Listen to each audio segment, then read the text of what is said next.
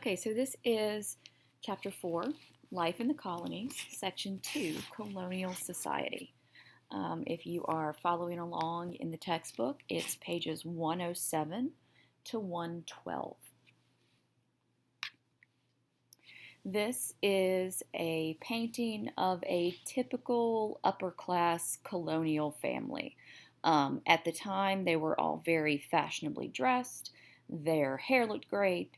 They only look weird to us now. These are our key terms. All right, so to begin, most of our families in colonial times lived on farms. This was the primary economic motivation for many of them. And they lived with their extended families. You know, your extended family is considered anyone outside the nuclear family, and the nuclear family is mom, dad, children. So these people would live in homes with grandparents, cousins, aunts, uncles, not only because you needed more hands to do the work, but also where your mortality rate was so high, people would take in their other family members' children if they were orphaned or something like that. So it was a support system, and it was also a hey, if I don't have this many people to help me, we will all die. Farmhouses tended to be not super awesome by our standards today. By their standards, they were, adequate. They weren't necessarily multi-room houses. You might have one room that did triple, quadruple duty as a living room, a kitchen, a dining room, a bedroom, a family room, whatever you have. Sometimes it would just be one large room with all of this going on in the room. Every once in a while you would have a loft, and then that would kind of separate things. But our modern notions of privacy are, like I said, they're modern. This really wasn't a thing back then. So if we're all sitting here thinking, oh my God, I have to get away from people, this was just how they lived. So it's difficult to kind of put yourself in a situation that you can never experience, knowing the information those people could never have experienced. Usually there would be a large hearth in the center of the main room, and that's where the warmth would come from during cold New England or middle colony winters. Sometimes they would have like beds stuffed with either hay or corn cobs, I think the book says, although that just seems completely ridiculous to me. And if you were really lucky and you had a bunch of geese around, you could save their feathers as they were slaughtered and then their meat was used to make yourself a nice feather bed. But these were usually pallets on the floor, because the bed takes up space in a room that you're trying to, do all the other kind of living things in. Cold winter nights consisted of people sitting around the fire, which would be the only source of light, and just, talking to each other, much the way people talk to each other now. It's just insane that, we can see such a parallel. In towns, things were slightly different. You didn't have quite the same number of family members living together. It was possible for a single person to make their way in the world without this huge support system. But even so, single people would either live with another family and, pay them for their room and their board, or they would work as a servant for this family. So it's kind of, that's their job. They live there, but they also work there. You cannot discount the importance of these large families in colonial farm life. The farms needed many hands to do the work. It's just that there were literally not enough hours in the day for maybe 2-4 people to do it all. So more successful farms had more successful people doing the work. Our roles of men, women, and children in these societies were obviously very different than they are today to a point. Um, to another, I mean, also we can see many parallels that have kind of hung on, and you'll see in a second why they've done that. But when we're talking about colonial society, men and women had different roles, and it was more like they were side by side roles. So it's not that one had to do more than the other, it's just that they had different things that they did. And this makes complete sense if you think about the need for women to nurse and care for babies. So if you have a baby and you're, nursing that baby, then you can't be out chopping wood because it's not like you can just lay the baby down on the floor and then, chop your wood. The woman would need to do something where either it's safe for an infant, or even as the child gets older, less perils than there are in, wilderness tend to be around the home. I mean, it's not like there are no domestic accidents, but it's certainly much easier to keep track of a wandering child when you have kind of a boundary around them. That's why we invented playpens, because you put them in the playpen and then they can't leave. If before we had playpens, this was what your home walls were. Women choosing their spouses in colonial times is kind of a controversial subject in some historical circles. Some people will say women never chose their husband, it was always a contractual relationship, because our modern ideas of love and marriage have evolved and they're very different than they were back in colonial times. Others will say, yeah, this whole idea of a contractual marriage was a thing, but that doesn't mean that the young woman who was going to be married had no say in it. I'm sure it's very much in the middle of both of those. If you have a woman who really doesn't want to marry somebody and she has the ability to not do that, she's going to stay in contact with her family. If not, she's going to run away. So it's a balancing act. You're always going to have the extremes. You're going to have the one who is allowed to do whatever they want, and then you're going to have the one who isn't allowed to make any choices whatsoever on their own. So while we have to think that, our modern notions of marriage can't be applied at the time, their parents for these women would really look into the man and would try to figure out, do you have a trade? Are you making enough money to support a family? Will you take care of my daughter? It's basically the things we all work out for ourselves in modern times. We no longer rely on, our parents to do this. People do it on their own today. And maybe sometimes we do need somebody else to do it for us because maybe we have bad judgment. I know a lot of people who have some pretty bad judgment when it comes to that. Marriage for women, they were expected to basically do the work around the home. I'm sorry, I lost track of where I was. Yes, okay. She has no identity at law, this married woman. Before, she fell underneath her father. Now she's underneath her husband. Her husband is expected to look out for her interests in both money, property, any kind of legal matter was up to her husband. She is expected to be his helper, his faithful companion. It sounds like I'm describing a dog, but it's, I don't think too much that our ideas of what spouses are today are that much different.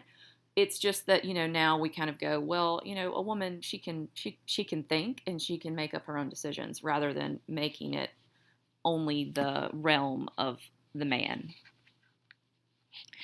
Obviously, women had childcare duties.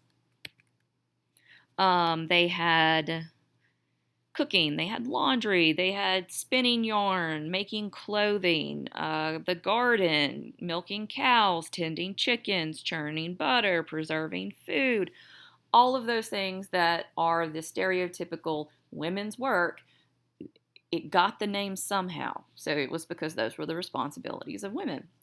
Um, Men were able, they had a much more public role. They were able to vote, they were able to serve on juries, they could run for office. So, whereas the man's role in life was more in the public sector, the woman's was definitely more in the household. She controlled the things that were going on there, and then he made sure that he covered the things that needed to be handled in the public sphere for his family.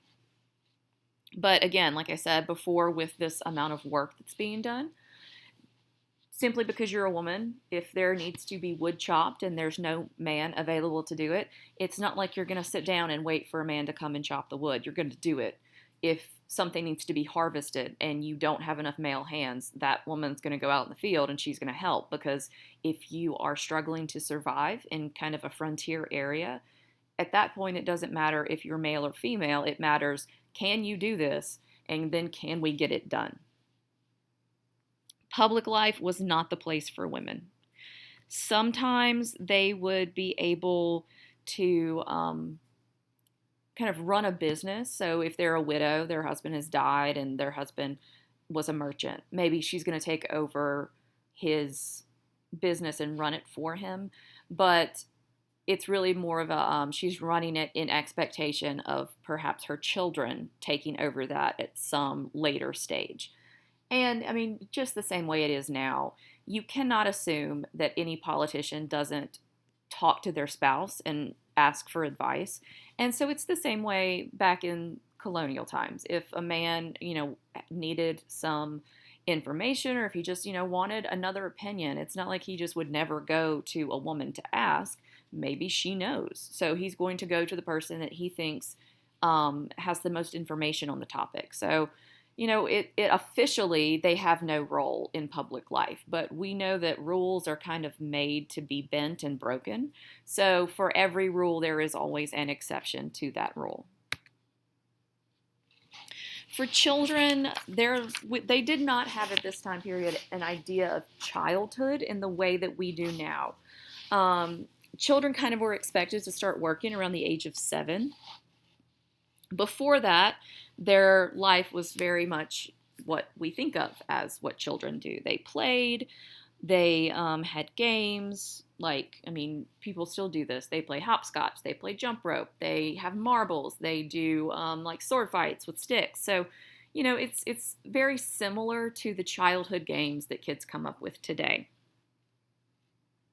If the family was a little bit wealthier, they would have specialized toys that were made by artisans, but there's definitely not this idea of these are objects for children that we have to have a special store for. It just kind of, if it was there, someone could buy it for them, or the kids themselves would make up dolls out of like corn husks or rags, whatever. And it was kind of, your toys are what you make of them. It's kind of the same way today, where if you've ever been around small children, they have a billion toys around them, but they're much more interested in making up a game with like a toilet paper roll and a piece of string. So people have always been people, and that's just life.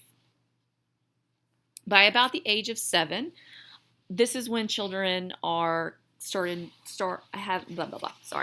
This is when children start to have responsibilities and work to do. So it could be household chores, it could be farm chores, or if they're from a poor family, they may have to go and work in someone else's home to get money to send to their parents in order to support them. On farms, children did things like fetching water from the well or the stream or the lake. They would go get wood to help keep the fires burning. They would help out in the kitchen. They would help in the fields doing less skilled things such as actually planting seeds. I mean, it doesn't take a genius to drop seeds in a hole. So small children can be trusted to do that. Older children get more responsibility, just like you do now. As you get older, you're given more tasks and more difficult tasks to do. Boys worked in the fields with their fathers. Girls labored beside their mothers so that they could learn how to run a house. These early training jobs is what's going to prepare them for adult life. When you have a short life expectancy, adulthood starts earlier. So training children for adulthood has to start much earlier. If it's a boy who's going to learn a trade, and in very, very, very rare cases, a woman or a girl might learn how to make like hats, milliner, it's considered a milliner. That was something that women could go into. Seamstresses, that was something that a girl could learn her trade, but rarely did that ever happen. For a boy, if he's going to learn a trade, he becomes an apprentice to someone who already knows how to do this thing. So they still have this today in modern times. Like you will have an apprentice plumber who's learning how to be a plumber, because it's these kind of jobs that you really learn better doing instead of just either reading about it or, getting the theory on how to do it. You can tell me all day long the theory on how you unclog a pipe, but until I've done it, I'm not going to know how to do it, really. Apprenticeships would last for a contracted number of years. It usually started about the age of 8 or 9 and went to about the age of 18 or 19. So around 10 years, sometimes more, sometimes less. The apprentice would live in the home with his master apprentice that he was learning from. And the thought was that as long as this, if this is a master craftsman, then the apprentice is going to learn how to be a master too. It kind of depended on the master, though. If he is a bad teacher, or if he doesn't give enough time for the apprentice to practice, then you're not going to have someone who is as good at their trade as someone who does have a master that is a very good teacher or really likes showing this young boy how to do what he does. All right, when we talk about social classes in America, they are much less structured than they are in Europe. So in Europe, we have this very rigid hierarchy of the very, very rich at the top, a few people who might be considered middle class, but the middle class really doesn't come about until the Victorian times. So they are people who aren't struggling to survive, but they're also not what we would call rich by any means. Then you have the poorest of the poor, who every day are just trying to survive until the next one. Wealth is tied to land in Europe. If you don't have land, you don't have wealth. So how do you get wealthy? You buy land. Well, in Europe, there's no available land to buy. It is already in the hands of this very small upper class that, they have the titles like Lord this and Lady that and Duchess this and Duke that. So those people aren't just gonna, give land away out of the goodness of their own heart. That's theirs. That's what they make their money on. That's how they continue to stay part of this ruling elite. So many Europeans looked at America as an opportunity to improve their lives. This is a place where we can go and get land, because remember, no one cares about the fact that the Native Americans are already there. We can go get land and we can become rich ourselves. In Europe, the way you were born is the way you died.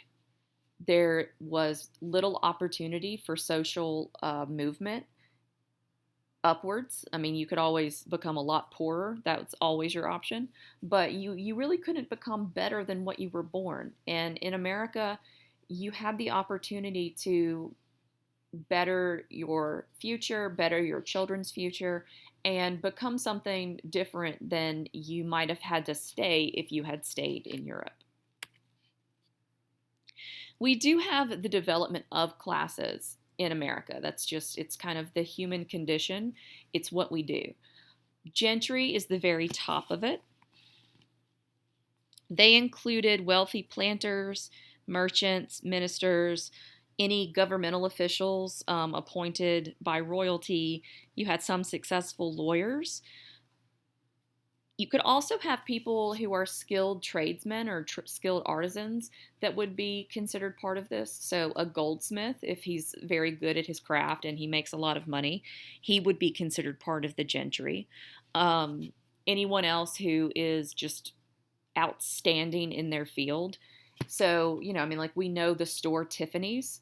You don't know the random person who is just hand making their own jewelry in their home. So, that's kind of the contrast between what type of artisan would be considered part of the gentry and what type of artisan is just like, in their home doing their own thing.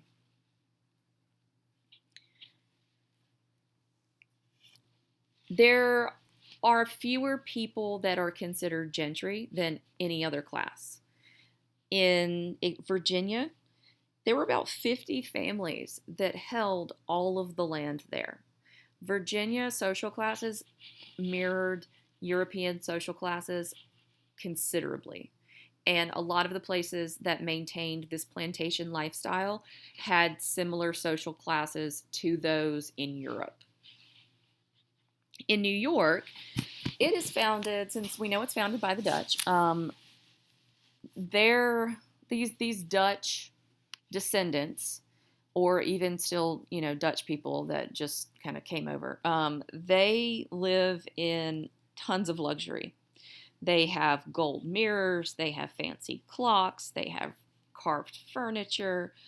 All of this kind of stuff goes way beyond the capacity of anyone else to own. These were large estates that the Dutch had, and as they had been here much longer, this kind of social stratification in New York had started before any kind of the other colonies really got off the ground with it. Members of the gentry were some of the only people who were able to hold office because government officials didn't get paid. So if you're serving your community in public office and you don't get a paycheck, you have to be someone who is already wealthy enough that you don't need that job. People who are trying to pay their own bills and survive don't have the luxury of taking a job without pay. But these gentry people could do that. And so they were able to really get elected to some offices, get appointed to some offices, because they didn't have to have a job to survive. Our middle class is what the majority of people were, and I mean, this is still true today. They're called the middling sort, and this kind of hangs around also into Victorian times. That's a big word that people in the mid-1800s used to describe this not quite gentry, not quite upper class, but also definitely not a laborer. They're the middling sort. These people were not very well off. I mean, they weren't super rich like the people we were just talking about, but they also weren't poor. They were made up of small planters, maybe an independent farmer, maybe you're just, normally successful artisan, so your cobbler or your hat maker, just a normal everyday kind of person. These men could vote, and some of them could hold office, if their job was successful enough for them to be able to do that. Middle class people were mostly white, but you did have some free Africans who could be considered part of the middle class. About 1% of people of African descent were free during the colonial period. So you did have some freed African descendants or Africans themselves make up the middle class. The reason why this middle class is so important in America is because this gives the people in the poorer class or the laboring class something to aspire to. They can see these people who may have started out with nothing and then became successful through hard work and just the opportunities that they were able to have in America as opposed to Europe. So the poor might never be the very rich, but they could hope that, maybe they won't die poor. The opportunity to be something different is there. So not only are you allowed to move around the colonies, you're not tied to a certain colony just because you were born there. You're also not tied to the role you were born to in life. So just because your father was a baker doesn't mean you're going to be a baker. Maybe you maybe your father's successful enough that he can afford to send you to college. And then you can go into maybe you can become a lawyer. And then you're no longer stuck in this kind of weird hierarchy of, I was born this way, I have to stay this way. America allows the opportunity for that, where that opportunity is rare, if not non-existent, in Europe. All right, so lower on our social scale, just barely above enslaved Africans, were farmhands and indentured servants. Indentured servants sign a contract to work anywhere from 4 to 10 years for a person that can pay their ocean passage to America. So if you are in Europe and you're very poor and you're looking around and you see that there is no opportunity for you, you can either decide to stay there and stay poor, or you can take a risk that, you might go to America and it might be terrible for you and you might, die when you're there. But the unknown element is it kind of encourages people to say, well, I know exactly what's going to happen to me if I stay where I am. But if I go somewhere else, anything could happen to me.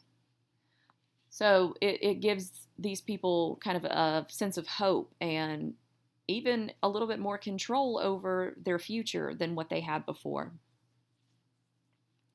So a wealthy person would pay for an indentured servant's passage to the New World. Then these indentured servants would agree to work for this family for a certain number of years. These indentured servants were similar to slaves in that they had to do what they were told. They could be treated terribly. They had really no rights.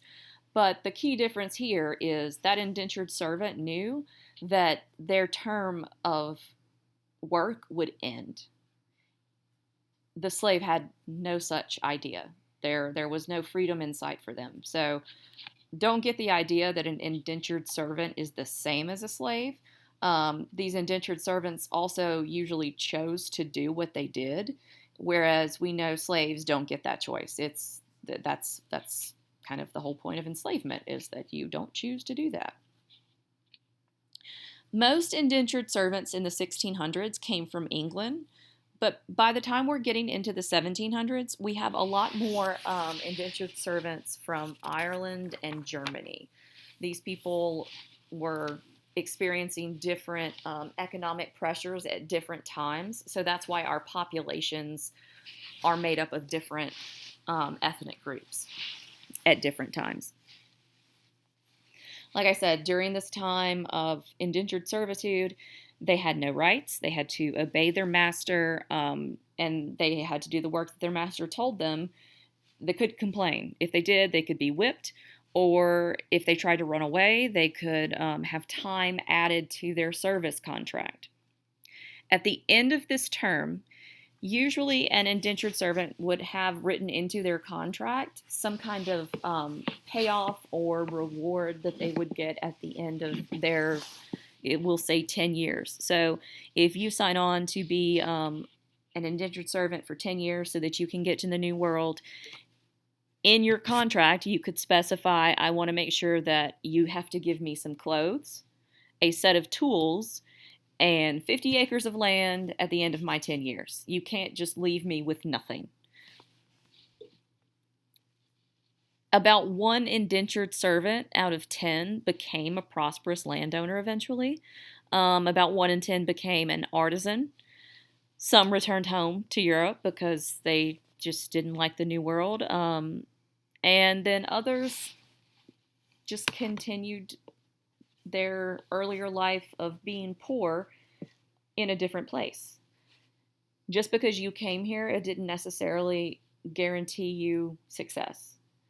So, I don't know. I don't think I would have made the choice to do it, but I'm also pretty lazy at the core of it, so I don't think I would enjoy that. But there are many people to this day that are descendants of indentured servants.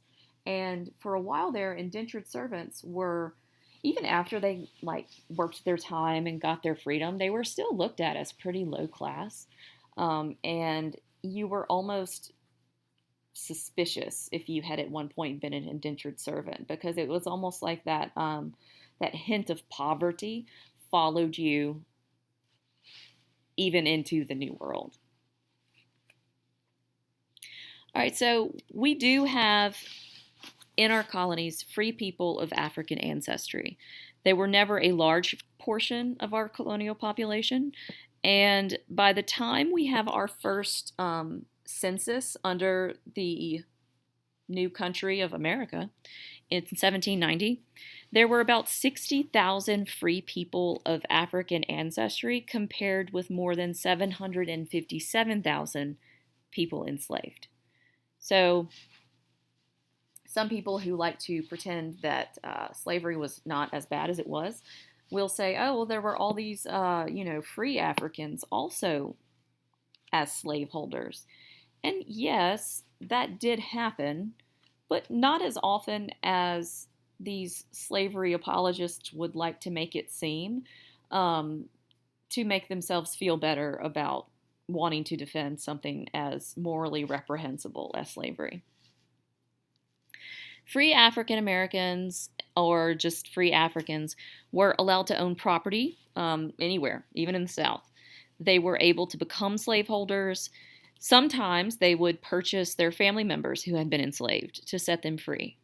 But as we know, because people overall are mostly terrible, free Africans had limited rights. They had limited abilities to even change those rights because they weren't allowed to vote or sit on juries. So freedom is preferable to enslavement every day of the week, every minute of the day, every second of every minute. But don't get the idea that free Africans, even if they were slaveholders, had the same social status or political ability as white slaveholders. That's just not the truth.